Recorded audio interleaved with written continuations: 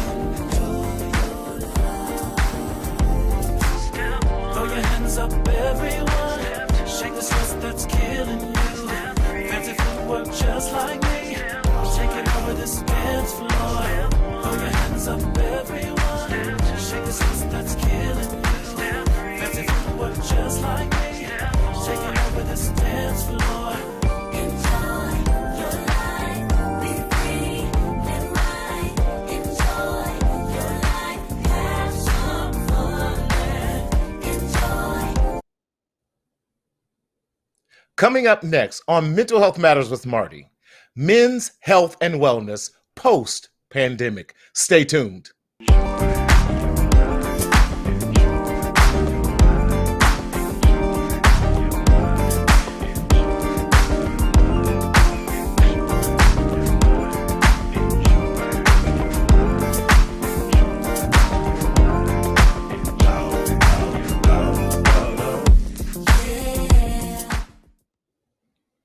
What's up, everybody? Listen, welcome to another edition of Mental Health Matters with Marty. I'm still here, your mental health hygienist, coming to you live and in living color where the sun is not only shining, baby, let me tell you, it's hot out here in Southern California. Y'all, we in the triple digits, and it's just June. I'm not ready for this till August. I promise you this desert weather is killing us, but listen, I am so glad to be alive and amongst the living today.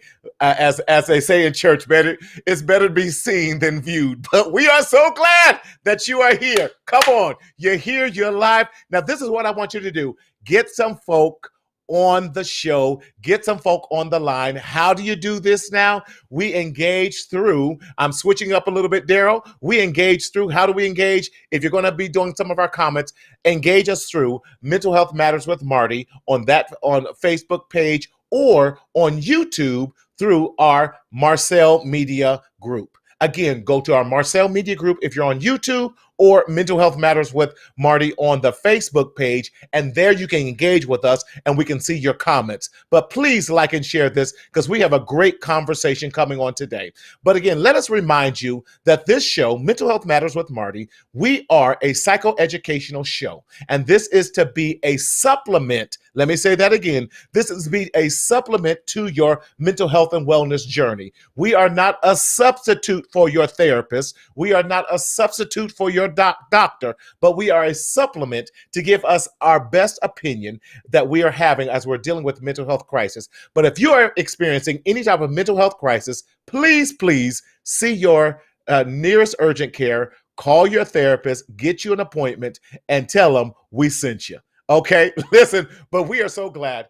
During this pandemic, we are going out now. We are slowly. We reopened about a month ago here in California. But there are so many crises that are still going up.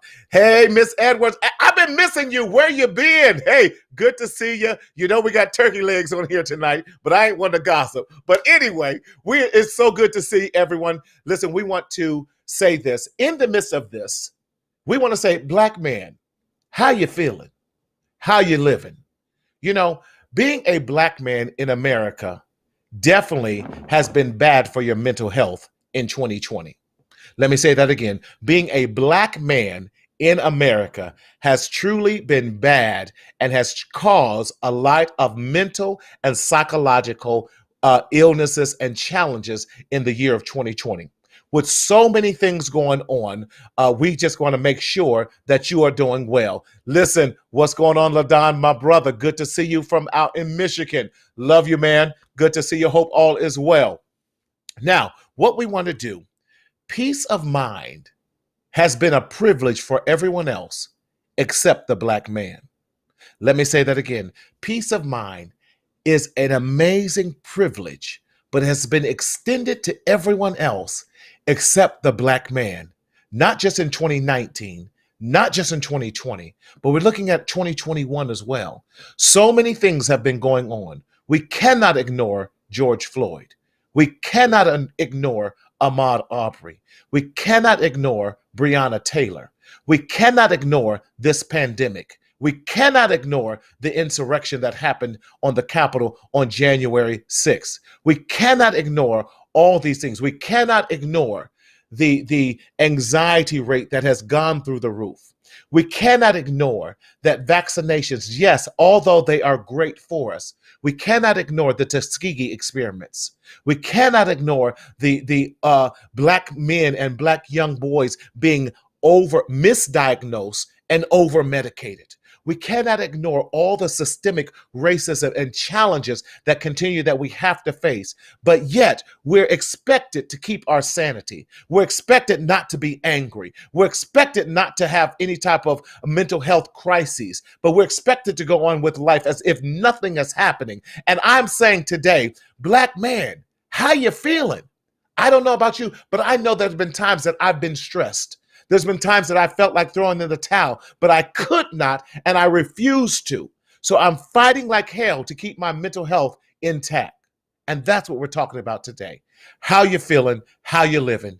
June is still Men's Health and Wellness Month. And we want to conclude June by specifically talking to black men. So ladies, I need you to get your husbands. I need you to get your boyfriends. I need you to get your sons, your uncles, your nephews, your friends, anyone, your pet dog Scooby on here so we can have this conversation. But I'm so glad that I don't do this show alone. I'm so glad to bring back, listen, y'all, all the way from the DMV, none other than my brother, my colleague, my ninja when he want to be, my road dog, all the way from the DMV. So glad he's joining us back again. None other than Thomas Davis himself. What's up, Thomas? Good afternoon, good evening, Martinez Sellers. How are you doing today?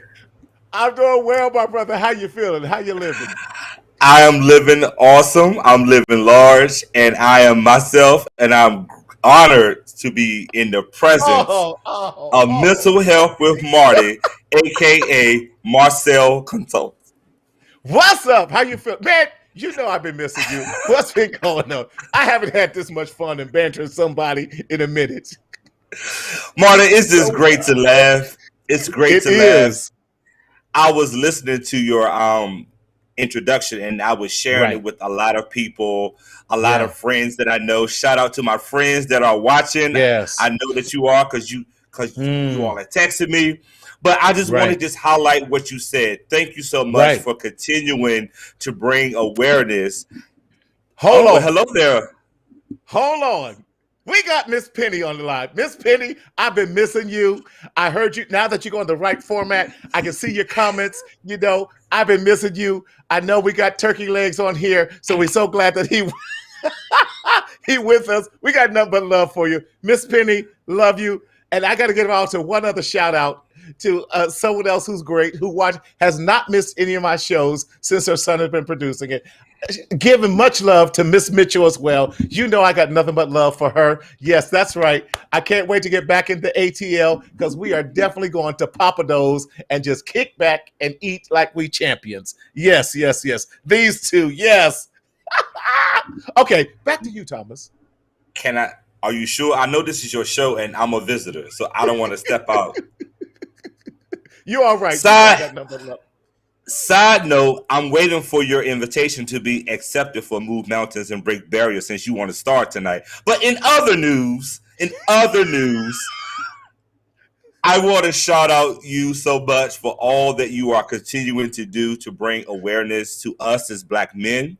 I think that is very key, and I think that is very critical for us to let our black men know that it is. That's right. One thing is, number one, it is okay to not to be okay. And number two, it is okay to let those emotions out. So thank you so much for your platform. Thank you so much for everything that you are doing all across the coast, East Coast, West Coast, brother, we in this game together. Midwest. You doing it too. So don't just make it seem like I'm the only one doing it. You're doing it. Our other guest panelists coming on here, brother Pernell, he's doing it. Can we just bring brother Pernell on? Let's bring brother Pernell Yes. on. Yeah, Thank come on. you. All the Get me way off the from limelight. down south in Florida. Welcome for the very first time. But this brother is so powerful. I've been following him on Instagram, IG, and I just reached out to him and said, listen, bro, I like what you're doing. Can you please come on the show? And he just said, without a doubt, without any hesitation. So welcome for the very first time, but definitely not his last time, all the way from Central Florida, my brother Pernell Bush. How you feeling, bro? I got this thing off mute. How y'all doing, man? I appreciate you having me, Marty, Thomas, man. Yeah. You guys are hilarious. It's hilarious. Listen, you know what? I ain't saying nothing else, brother. You know what? You done. There's a misconception that black men, we don't smile, that we don't laugh, that we can't have a good time, that we can't, can I say this? Have some brotherly love amongst each other and have a good. I know without a doubt, if I need anything, I can call on my brother here, Thomas. I know, man, we just met, but even professionally, I said, brother Pernell, I need some help. How do you do this and all this? And we are willingly to share all of our information, share our resources, because this thing is bigger than us. It's bigger than us. It is about helping other black men specifically, in what we do. So, brother Pernell, since it's your first time on the show, let the audience know Paula. Listen, brother Pernell, if you don't know Paula, everyone needs awesome. A Paula. Everybody need a Paula. Everybody need a Paula. She's in Connecticut, and I think she's connected to everybody, and she got a straight line with Jesus. And yeah, and she know everybody, and she just she's the great connector. And I appreciate you, Paula, and congratulations to your son graduating. And she's just awesome. And our prayers go out to her as well with that. So she knows why we're praying for her. But Brother Pernell, talk to us. Tell us who you are, what you do, and how you're making a difference in Central Florida. Well, once again, I want to thank you guys again for allowing me to come on and be a part of this conversation this evening. Pernell Bush, born and raised in the state of Florida, in the city of Sanford. Majority of individuals know about the city of Sanford due to the Trayvon Martin case. That's that tragic incident and that tragic incident took place. Outside of that, I'm a United States Marine infantry rifleman, turned social worker, turned psychotherapist. I've had an interesting journey. Becoming a mental health therapist was never on the top of my list. Right. I tell you, it definitely happened by chance. Everything happened for a reason, though. That's right. Man, I have a Marine in my family. Now, I probably couldn't last, but I appreciate you, brothers. And listen, Thomas, I haven't seen you in a long time. You look so good. Paula, don't boost up his head. Don't boost up this brother's head. Hey, Thomas. Paula. Yes, sir. That's that son. That's what it is. Hey, Pernell can come on the show anytime. Hey, Pernell, rule number one: what happens in the green room stays in the green room. Just saying, man. That's that. I'm from Florida. We got beaches all around us. That's yes, sir. It is the tan, but it's also called working out and men's health. So there you go. Okay, that's it. Love you. Yeah. But Pernell, another area we don't address is a lot of PTSD for especially for our military men and what that's like. And if we were to be totally honest, and I'm just going off the top of my head, especially when we're talking about black men who served the military, who served our country, who are not getting the necessary services that they need, whether it's lack of exposure, lack of resources, or what have you in that. Talk to us about, because is that one of your passions? And why did you become a mental health social worker turned therapist, if you will? Definitely. I'm gonna answer the latter part of that question first. Okay. The way I became a mental health a social worker and a clinical social worker now Mm-hmm. was through a career aptitude test. Man, when I got home from the Marine Corps, I had no idea what I wanted to do. All I Okay. knew was about playing football and carrying a rifle. So when I Okay. got home, I took a career aptitude test, and social Right. work was at the very top. And when I Wow. tell you, I was mad as hell. I was tired. Because the Right. last thing I see, because if you don't know anything about the profession of social Right. work and fluidity, Right. I tell people I love that we're very fluid curriculum. We Yes. can go to almost every sector. If you don't know about the profession, you would just think, oh man, I'm going to take people kids. Right. um, Thank you. but I tell you this, man, this profession, it matched me through and through with my personality, with my Mm. heart, with my bloodline, and Mm-hmm. uh, I wouldn't trade this profession for anything in the world. I'll tell you that. Wow. Uh, Wow. but I guess the first part of that question really talk about Right. PTSD and being a black male, even being a Yeah. veteran. So Yes. what's interesting. I only spent 4 years in the Marine Corps. And I was an infantry Mm-hmm. rifle. I signed up for that lifestyle. I didn't get drafted. I wasn't part of that Mm-hmm. draft era. Okay. I took an ASVAB test. I signed up to be an infantry rifleman, which means I knew I was going to be on the front line. I understood Right. what I was going to put myself into. And, I found it interesting. I did 2 combat tours, Iraq, and I also was a part of the Hades humanitarian relief Okay. in 2010 when a major earthquake Okay. happened. Right. So when I got home, it's interesting, for me. Every veteran got their own personal story. This is my personal story, so I hope whoever Mm-hmm. listening, they don't take offense and Mm-hmm. disrespect my story and my healing process. I Right. found it interesting that they definitely tried to blanket us with a lot of services, right? Right. Right. Go to counseling. You're a veteran. You did this, did that, and I'm like, Mm-hmm. man, where was this type of services from the time I was born to 18 years old? Because of the community I grew Thank up you. in. My Right. livelihood.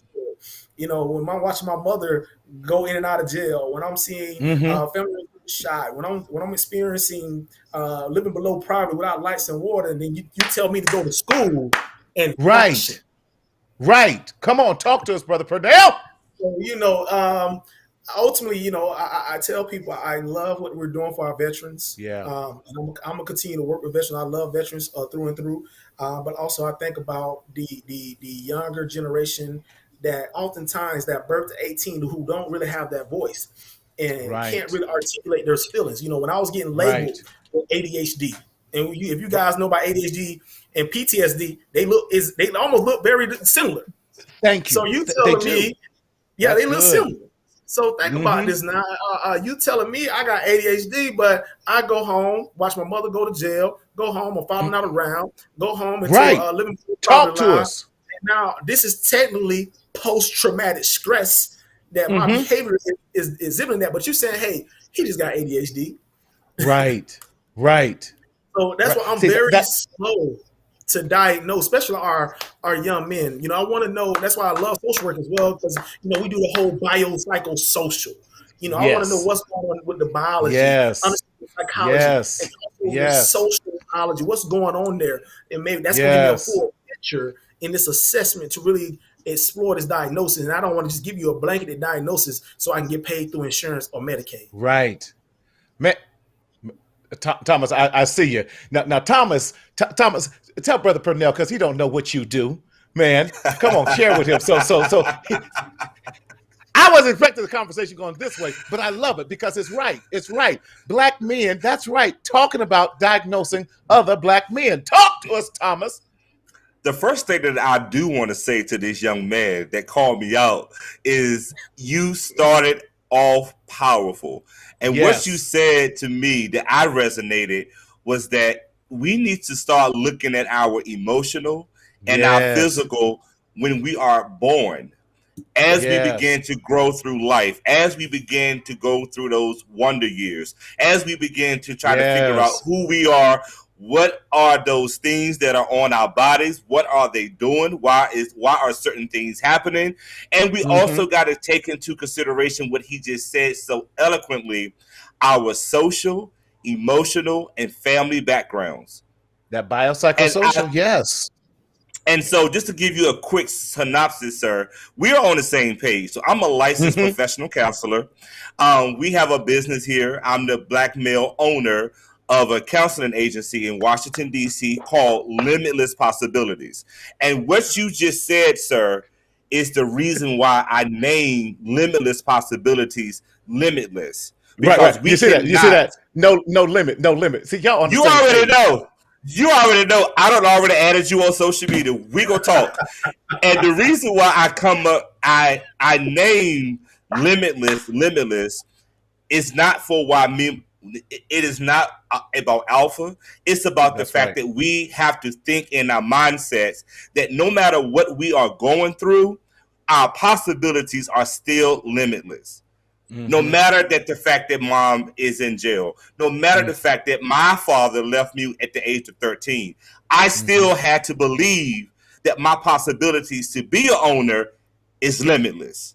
So when you said what you said, that resonated with me. And I do agree with you. As a licensed professional counselor, we provide psychosocial evaluations and assessments. I do not identify a client for billing purposes. Those who are in managed care knows if you are billing insurance companies, you got to have that ICD code.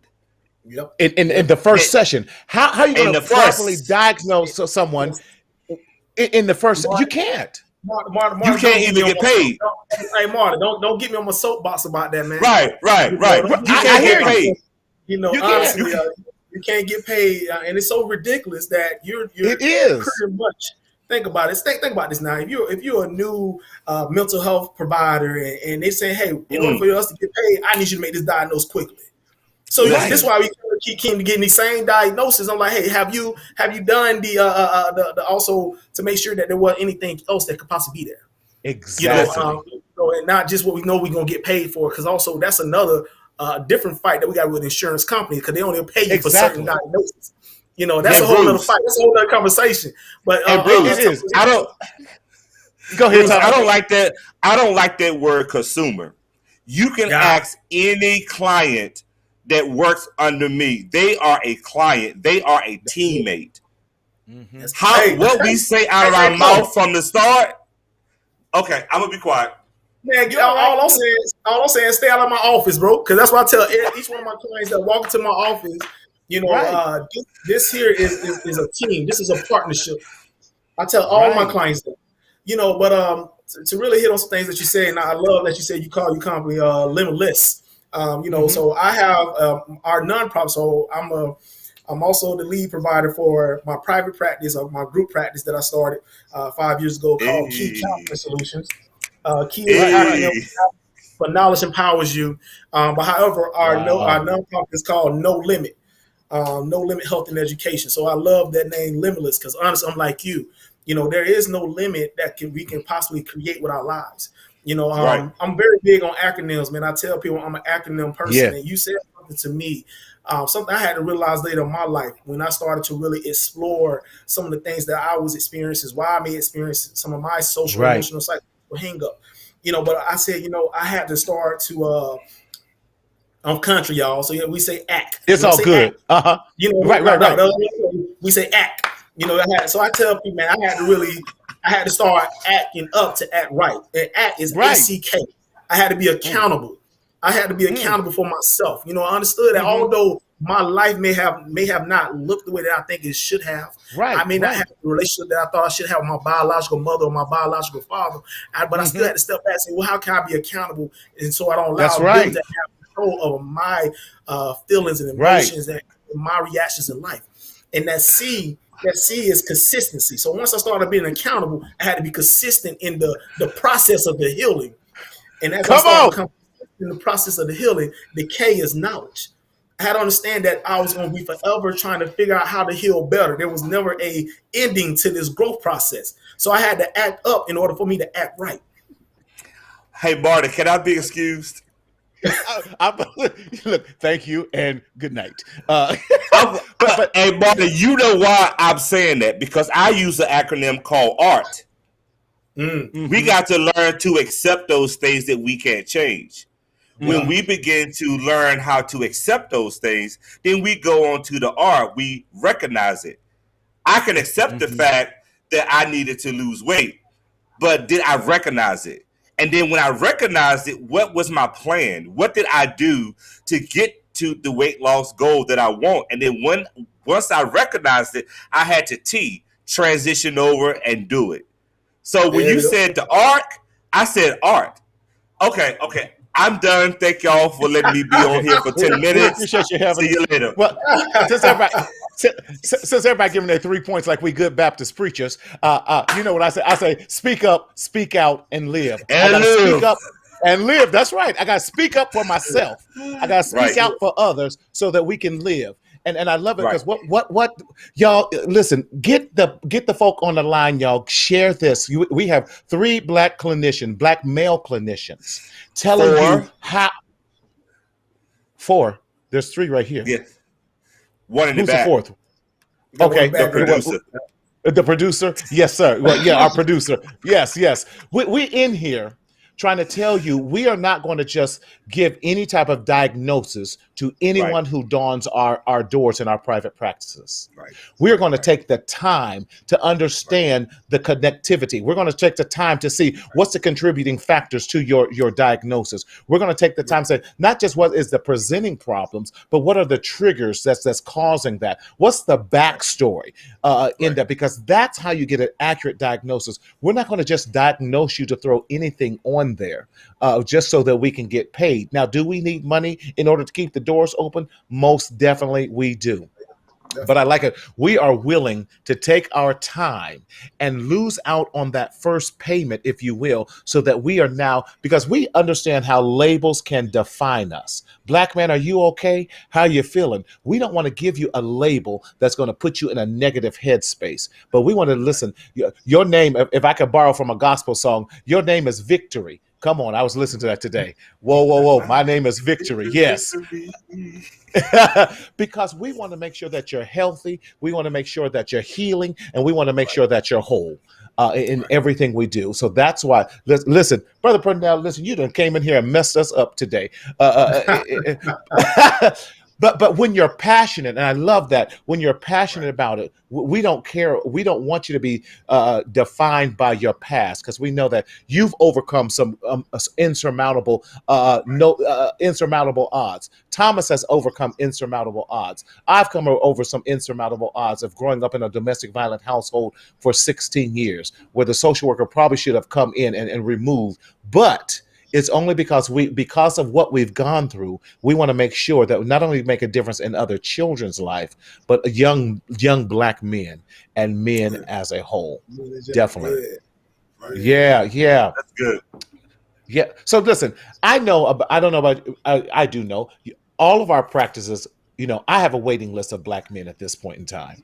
And I'm trying to push them through as quickly as possible, because I know that times have been difficult. My brother LaDon right there, listen, that brother's got a story. He's a walking miracle. Black man who recovered from a stroke. Brother, his blood pressure was 280 over 176. He should have been dead. After he had the stroke, he drove. That's a whole nother show. But recognizing when we are in trouble, recognizing that this pandemic has taken a toll on all of us. Pernell, talk to us about what you're seeing in your practice, and how do we encourage men, specifically black men today, and their health and wellness, mental health wellness? To be honest, when it comes to that, even before the pandemic, a lot of us as men, we have never been taught how to recognize those emotions, right? That's good. A lot of things that we go through as adults, or how we experience life as adults, is what we learn from birth to 18 years old. Right. And I don't know about you guys, between that age, I really didn't never talk to my homeboys about, I'm feeling hurt today. Right. Or, I'm feeling right now, I feel overwhelmed. That's something that I never experienced from birth to 18 years old. So first thing I tell any men that walk to my office, let's be okay. Let's become comfortable with being uncomfortable. That's good. Oh, that's good. And truly allowing yourself to be vulnerable, and this is something that this is new to you, it's gonna be very, very uncomfortable. Majority of men that come into my space with me, in those first 3 sessions, like, yo, this feels weird. I'm talking about myself, right?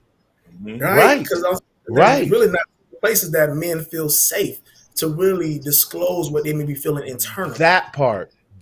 And I love it. And I'm gonna let you go. You said, let's be comfortable with being uncomfortable, but that only happens when men feel safe. That's so key. That's so key. Go ahead. So how do you create that safe environment? When it comes to me creating that safe environment for my clients, it is really, when people walk into my office, first and foremost, a lot of them be surprised that I'm the therapist, right? Right. And they so surprised. And, like one of my clients say, "Man, you like a big security guard teddy bear." I'm like, "What?" Right. Right.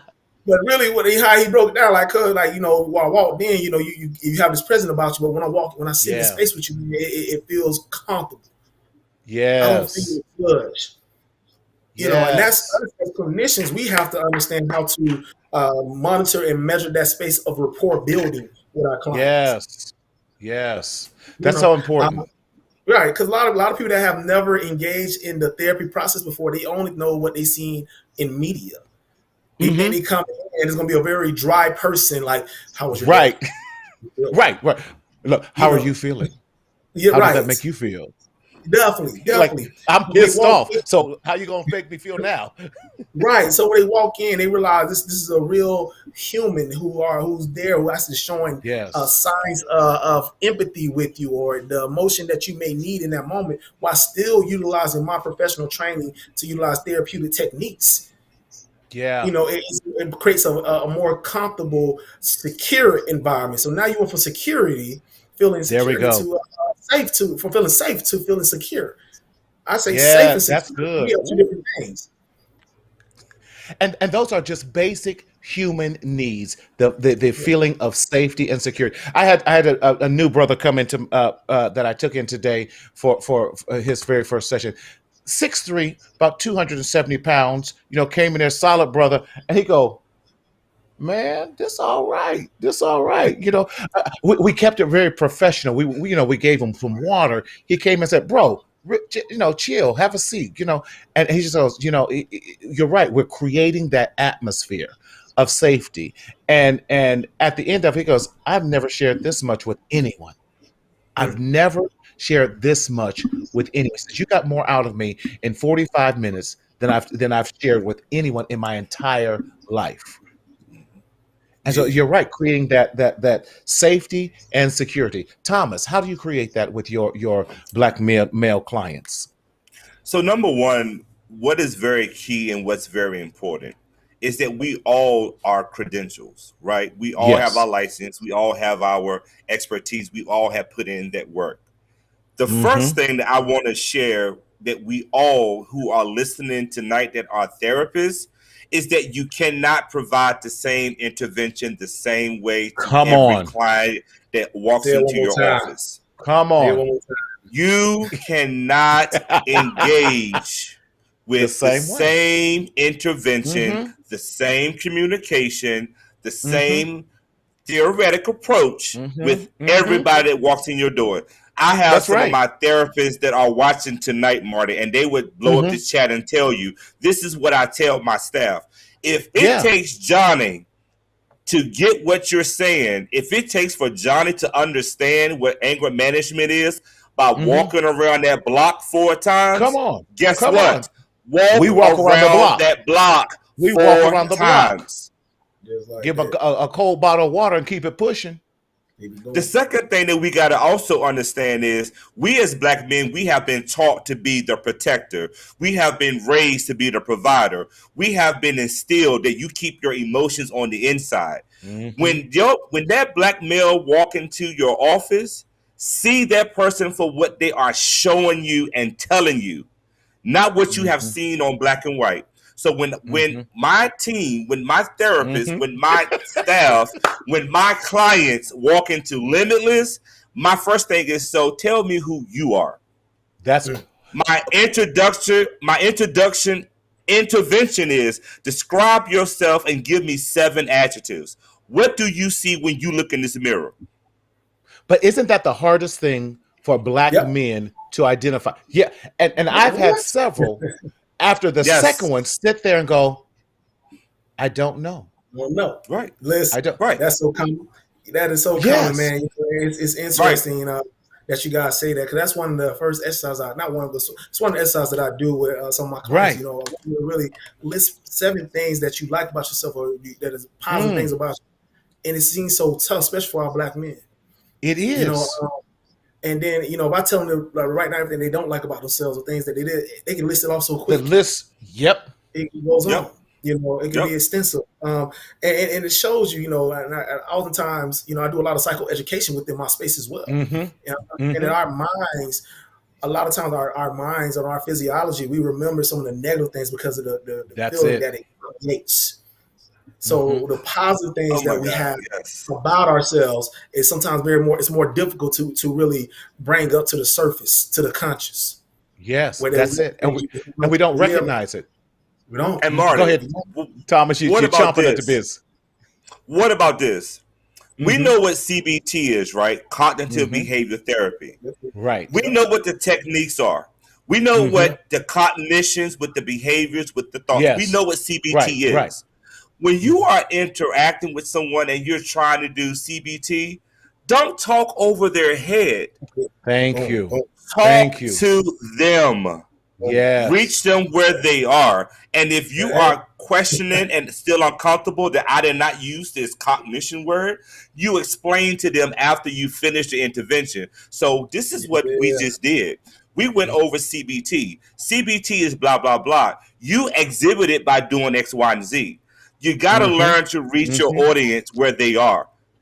But that's why that's why Black men come to us, because my client today, he has done through couples today, and he just goes, man, when I talked about gang life and when I talked about smoking and drinking and that, you didn't flex or it didn't bother you. I'm like, bro, I got family member who gang members, so why it ain't gonna bother me? You know, and then we talked about, you know, just why he got into it, and the you know that it really represented an extended family. It wasn't about doing the crazy stuff that the media wants to. It represented the family that he never had and what that looked. So we can relate to that. Right. So now you're teaching him. So I said, oh, so you're a protector. Yeah. You're a provider. Yeah. So you're a ride or die. Yeah. So now we're pulling out his strengths. I said, do you see the strength in that?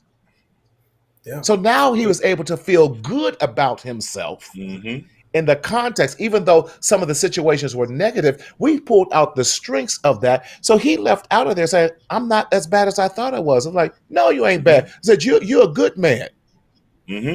So in that, it changes the whole scope and dynamic. Why? Like you said, Brother Pernell, we were able to go into the biopsychosocial about that. Look at the environment and assess it from a healthier point of the things he did right and why he made those choices to validate where he's at.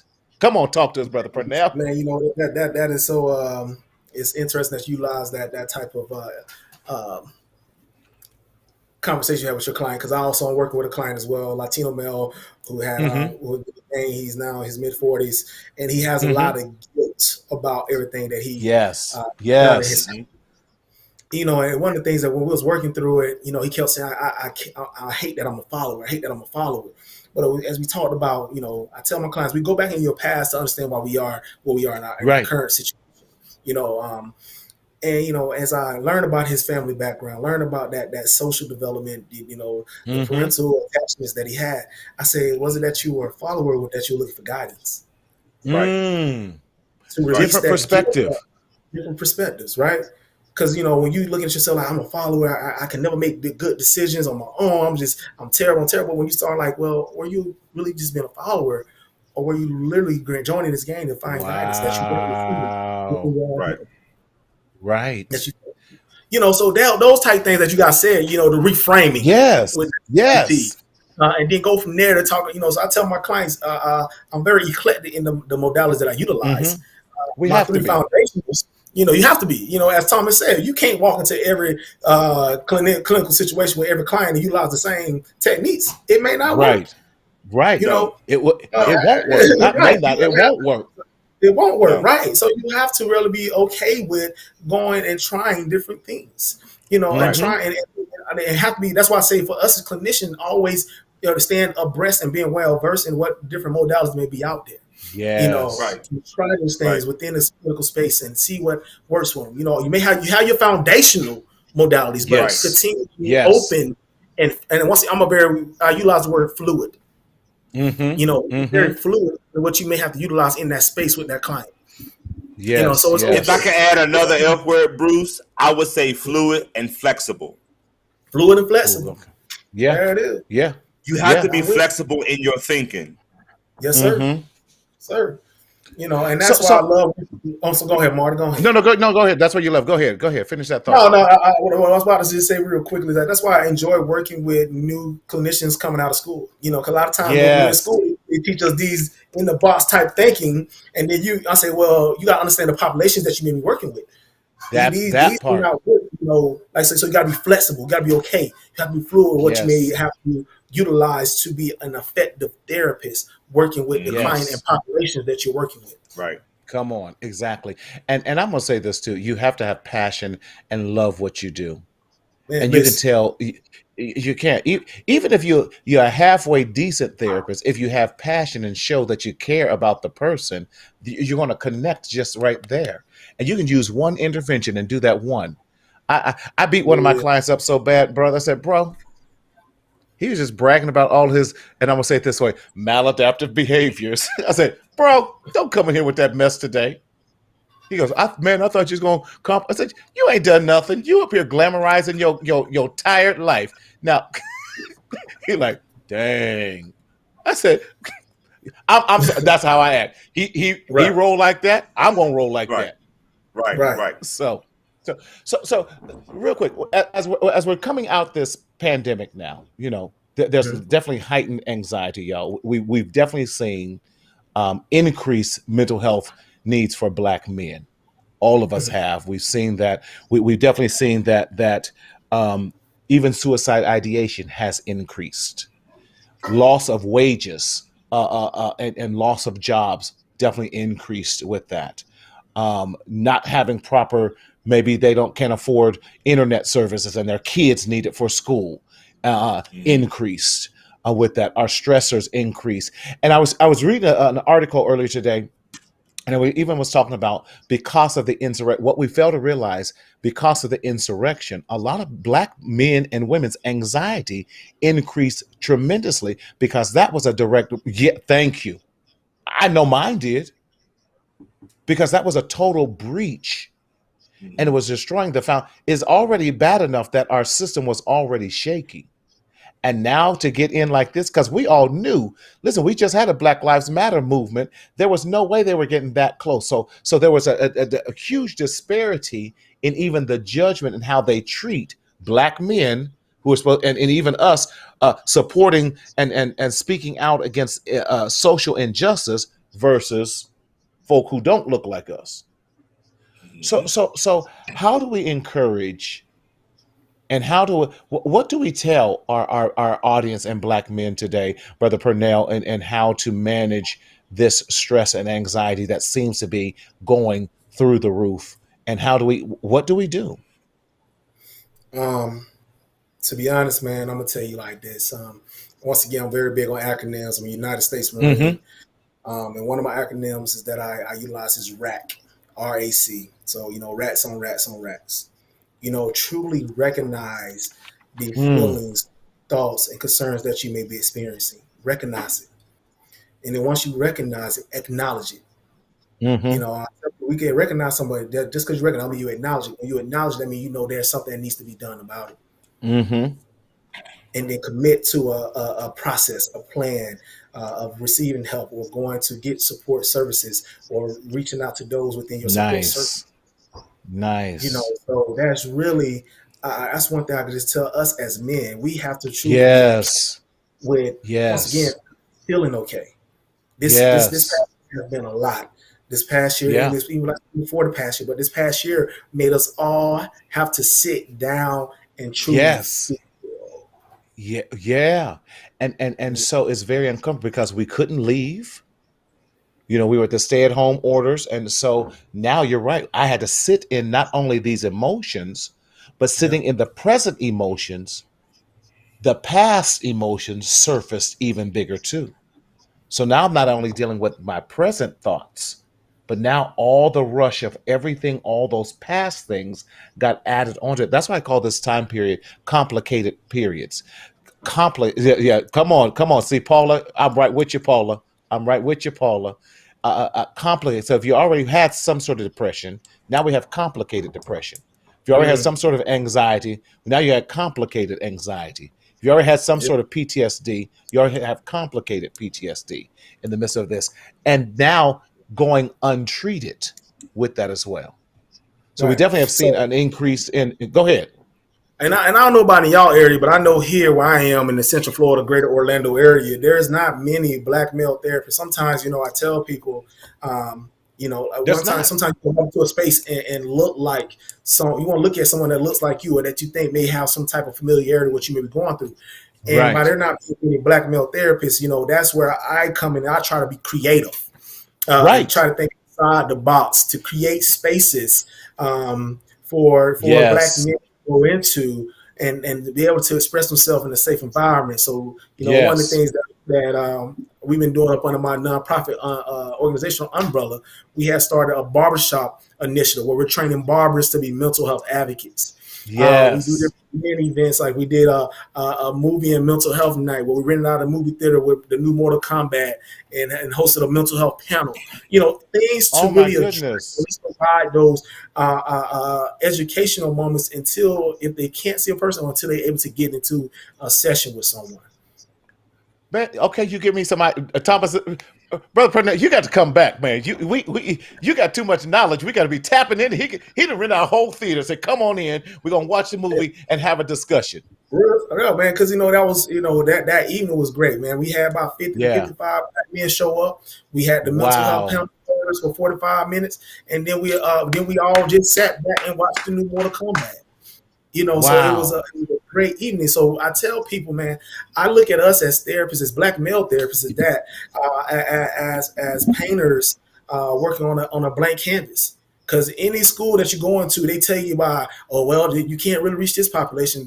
This population don't show up, probably because they didn't have the Mm-hmm. right the right Right. individual.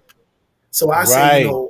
try different things to bring men out into a space where they feel Yes. comfortable with other men and have conversation. I had a bourbon and mental health night. Now I'm not promoting drinking, however, it was just a bourbon tasting, and we had a conversation. I had a few of my other partners that were mental health therapists, and we had a That's conversation good. about mental health. So but it opened You up got me the thinking.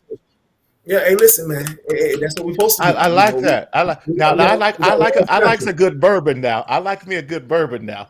Yeah, feeling comfortable. I think I had to become comfortable with trying different things, because But we as have to. when I train, and sometimes I'm like, man, can I do this? I'm like, yo, it's not illegal, it's not unethical. Let's do it. Right, right, Right. right, right, right. Right. Reach these men. But what I love what you're doing, you're meeting men right where they're at. And so now you got me thinking here because I know that cigar smoking is one of the. Why can't we have a cigar lounge in mental health? I did that. Oh, look, Thomas. Book our flights. We going to Florida, man. We're going to hang Listen, with man, Brother I Pernell. did that, man. We had a cigar and mental health type of evening where we invited 10 to 15 men that was a part of this Right. organization. Mm-hmm. This group called Cigar Porn and whatnot. And then we sat and smoked cigars and had a conversation about some of the things that we as a men experience from a social, emotional, and psychological standpoint. And talk gave out tools and solutions and interventions. And see that's that safe, secure space you're talking about. Yeah. Barbershops, cigar lounges, having bourbon night, but see what I love it. You're dealing with a different now. You're dealing with a different echelon of men. You're dealing with more professional men in a lot of time, and there is definitely a need to reach that group of men that still have lots of mental health crises, but we're not reaching them. Thomas, I already see the wheels of your mind turning with Brother Pernell, what he's telling us. Well, let me say this. This is more so to our viewers on this evening. Mm-hmm. I've never met this brother until backstage. Mm-hmm. And what I want to share to our viewers tonight is it is important to connect yourself with like-minded people, Yes. individuals who are going somewhere, individuals that have a vision, individuals that can support you and uplift you in those times that you are questioning yourself. And I want to say this also, Marty. Mm-hmm. We are three black males with three different personalities, but we all Right. love what we do. That's right. We bring our own sense of flavor. We bring Right. our own sense of ideas. And Right. just being on this platform this evening solidified, Bruce. I'm sorry, sir. When you said what you said earlier, Pernell, when you said what you said earlier, I said on Sunday night, we was talking about what is the importance of being truthful to yourself and walking in your truth. Mm-hmm. Yeah. You said something that we said on Sunday night. COVID, the pandemic, and let's fast forward it to June 29th, the Delta virus and the Delta Plus that is coming back full circle. During those times of uncertainty, we as individuals and as black men had to do what? We had to face our own demons. Yes. Yes. We had to deal with some inner stuff that we was pushing off because on Friday nights, we were at those happy hours. We were at those hookah bars. When we had to sit down and stop, we had to realize, hey, this is not working. So, Marty, to answer your question, what I am encouraging all of my black males to do is two things. Have a strategy and be specific within that strategy. What is your plan? There is life outside of this. We may have to wear a mask. We may have to physical distance for the rest of our lives. So what is the strategy in that? You don't want to wear a mask? Go to Coach. Coach is having those designer masks. And if you can't afford Coach, go down the street to the hood and get you a Roach of Coach mask. But what is your strategy, though? And in that. Because sometimes we want the white fence and we want this white picket house. But what we don't realize is that you got to upkeep it. You got to sand it down. You got to repaint it. You got to take some old boards, old habits off and replace them with new boards, new ideas. So what is your strategy? What are you going to do to get it and be specific about it? That's it. Daryl, can you put back LaDon's comment? LaDon said about this sitting with his demons it was not pretty. But no. you said it right when you said during that time we got to resand, we got to repaint, we got to replace some boards, and sitting with those uncertainties, sitting with those insecurities. We have to shore up some things. A house is about to fall. If the foundation is bad, we got to shore that foundation. And that's exactly what sitting with those, if you will, if we're going to say it that way, sitting with those demons, we're reassuring and shoring up the foundation so that now that when we build the house, it can weather the storm. Storms are going to come. See, what we have to talk about is that we're going to, there's things in life that are always going to make us anxious, but anxiety doesn't have to define us. There's going to be times in life that we're going to be depressed, but depression doesn't have to define us. When it lasts past a day or two, go ahead, Brother Pernell. Man, and I'm glad that you said that these things don't have to define us. Ultimately, I tell clients, any of my clients that walk to my office, if I do see there's a diagnosis that may need to be addressed, I tell my clients, don't take this diagnosis to heart as if this is you. That's right. This diagnosis is a roadmap. It's letting us know what we will run into any pothole dead ends, so we can come up with a better route to take that will allow us not to slip into an episode with these diagnoses. So I'm glad you said that, because ultimately what I'm seeing, I don't know if you guys seeing the same thing, especially with this younger generation, a lot of them these diagnoses. It's almost like a badge of honor to have it. Like, Right, right. There's nothing wrong with it, but ultimately, I don't want you to try to identify with it. Right. This is a part of your lived experience right now. It doesn't have to be, and it should not be in most cases, a life sentence.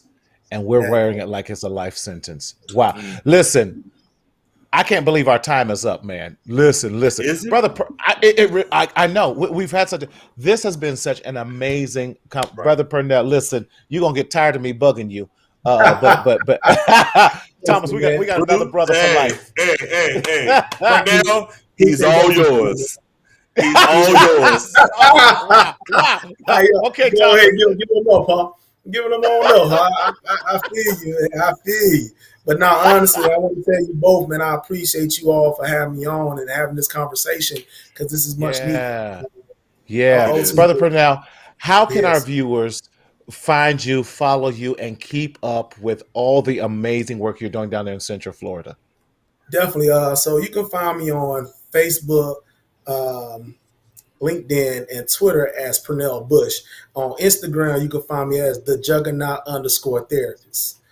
All right. Yes. Man, nothing's going to stop me when it comes to healing our community. So let's keep that pushing. I love that.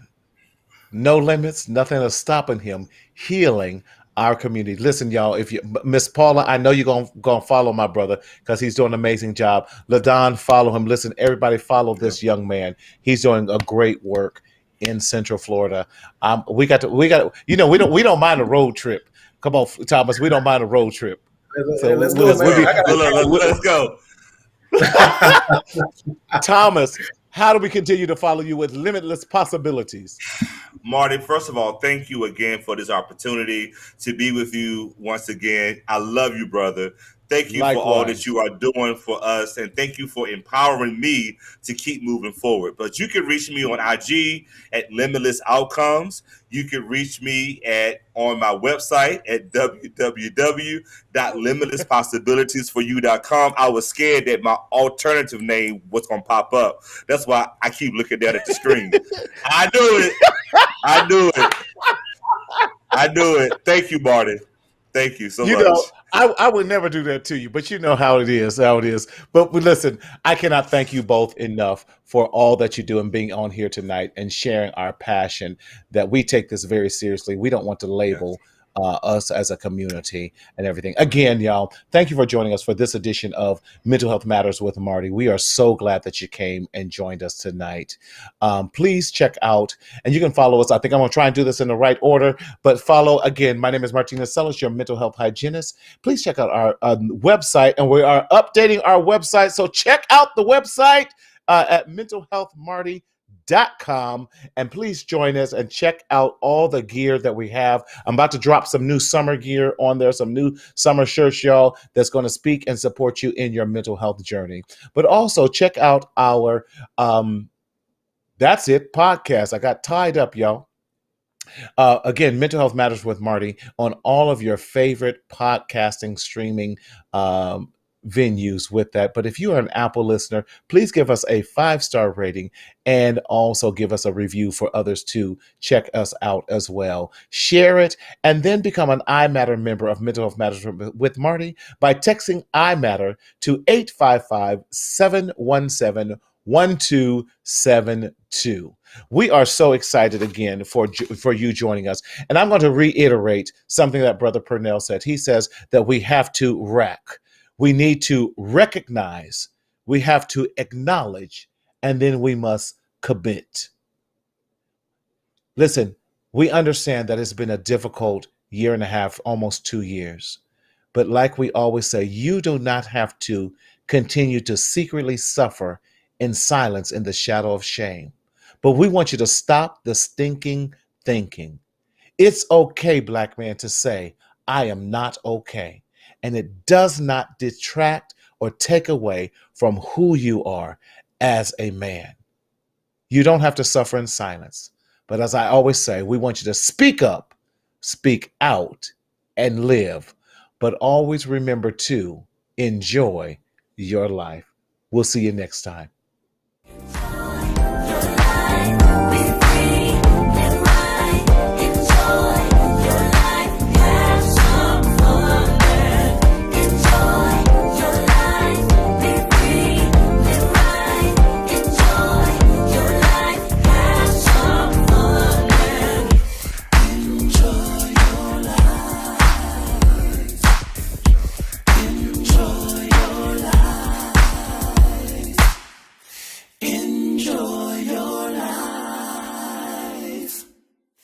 In